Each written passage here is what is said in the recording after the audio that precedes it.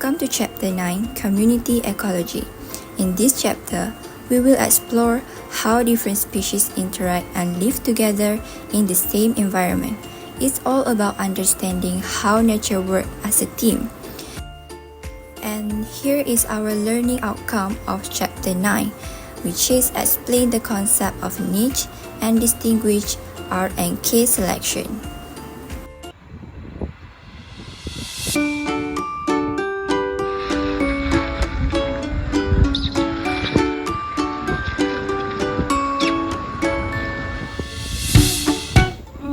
Why only monkeys are present in this video?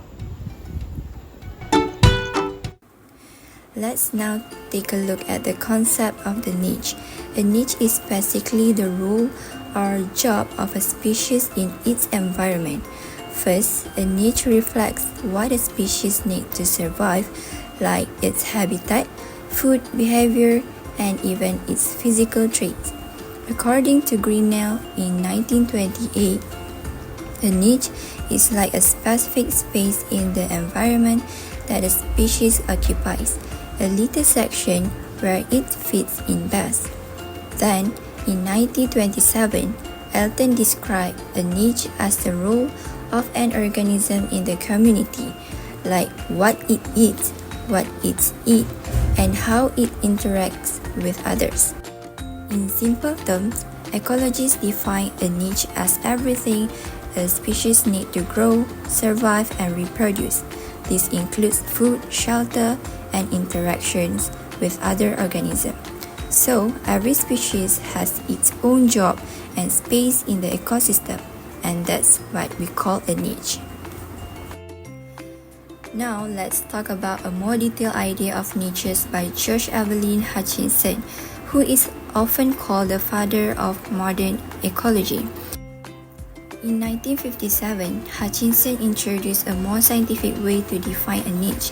He described it as an n-dimensional hypervolume, which basically means a multi-dimensional space where all the environmental factors that a species need to survive are included. The letter N stands for the number of factors involved. These factors can be biotic and abiotic. So, a niche includes everything a species needs to live, grow, and reproduce. Hutchinson also explained that there are two types of niches. First is fundamental niche, and second is realized niche. This idea helps ecologists understand why certain species live in certain places and how they interact with their environment. So now we're going to talk about the first niche, which is fundamental niche.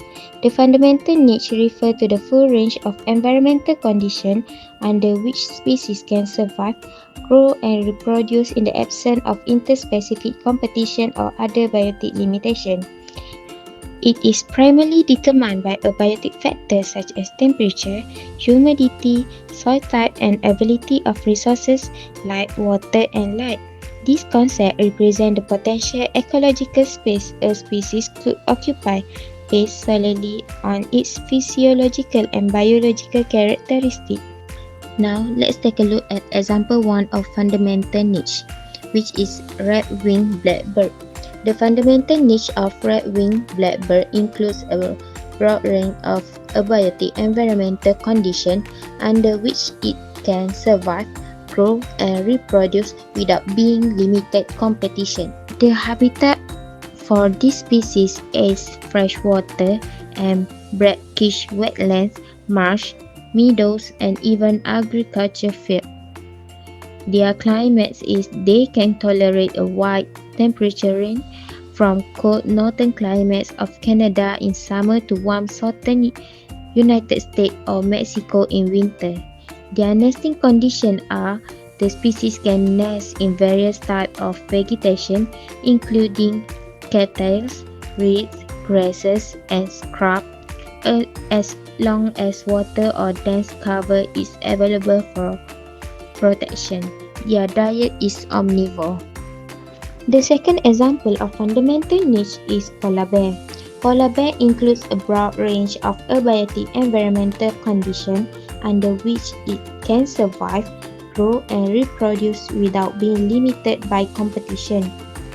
Ideal habitat is sea ice over continental shelf and shallow water.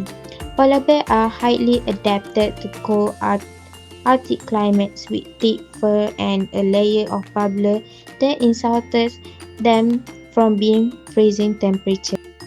Female polar bear require snowdrift and stable land or sea ice to dig maternity dens for giving birth and nursing calves during winter months. Their diet is ringed sea and bearded seals, which they hunt on the sea ice. The first factor is temperature. Each species has a range of temperature it can tolerate. For example, polar bear need freezing temperature. Tropical frog can survive in cold climates. The second factor is water ability. Water ability is essential for survival, especially for amphibians, aquatic species, and plants. Some species can survive drought, while others need constant moisture. The third factor is light or sunlight. This affects photosynthesis in plant and activity cycle in animal. For example, some plants require full sun while the others thrive in shade. The last factor is soil and substrate type. These affect burrowing, rooting, nesting, and nutrient access. For example, cactus grow best in sandy soil, while rice require flooded conditions. Now we're going to talk about the second niche, which is realized niche. A realized niche can be defined as the environmental position that a species occupies and lives in. Realized niche is also called post-competitive.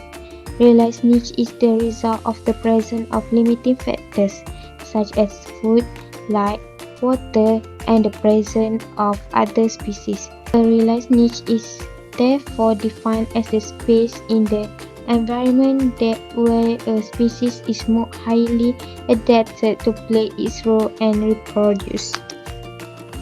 The first example of realized niche is wolf and coyotes living. An example of how a realized niche is formed is the coexistence of wolf and coyotes living across North America. Because both species inhabit in the same area, coyotes would then compete for food and territory.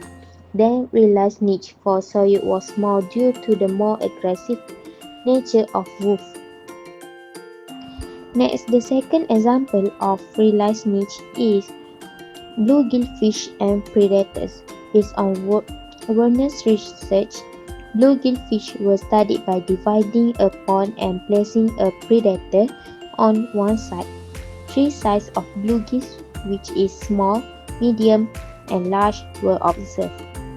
Without predators, all sizes ate benthos. This shows their fundamental niche.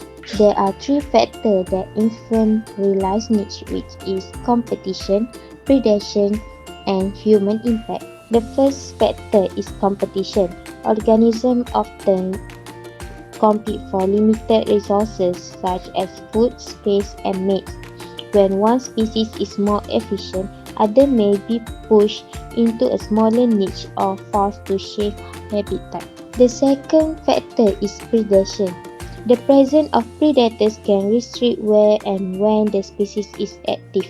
Species may change behavior, feeding habits, or habitat to avoid being eaten. The last factor is human impact. Urbanization, pollution, deforestation, and climate change affect ecosystem.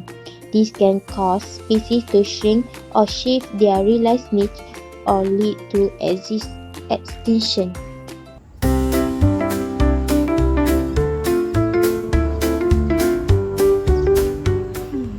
What are the arcade selection? Small animal, big animal.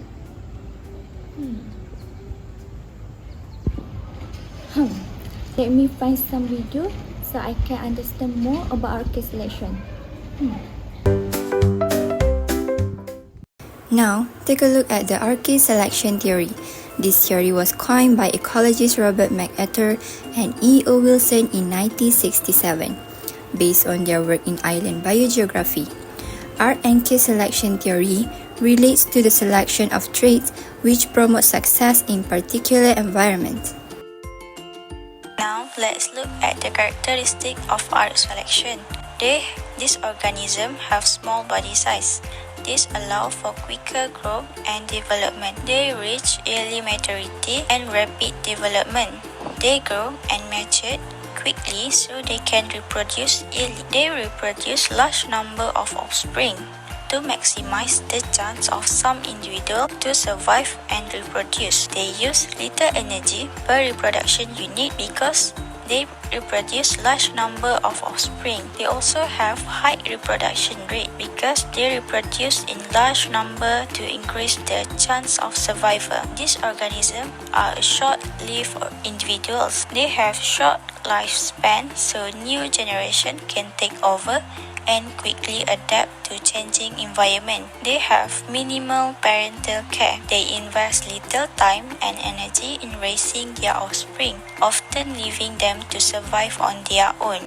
Factor and trait of R-selected species. Factor: R selection occur in unstable or unpredictable environments. For traits, they have rapid reproduction, small body size, short generation time, and ability to disperse offspring widely. Let's move on to the characteristic of K-selected species. Among animals, parents care for their young. Parents in animals invest time and energy in guarding and caring for their offspring, increasing survival chance. These organisms have large body size, allow them to compete for resources and succeed in stable environments.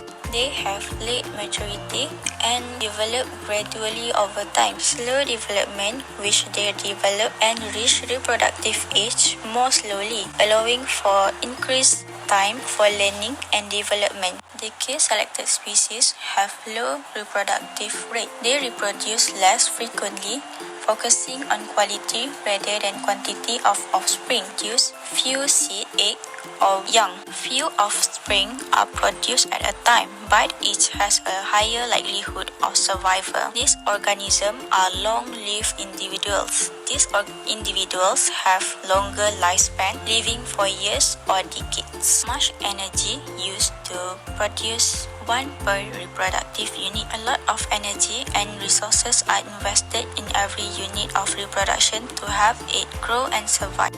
Let's look at the factor and traits of K selection. K selection occur in stable or predictable environments. An ability to compete successfully for limited resources is crucial. Traits are thought to be characteristic of K selection includes large body size, long life expectancy, the production of fewer offspring that require extensive parental care until they mature.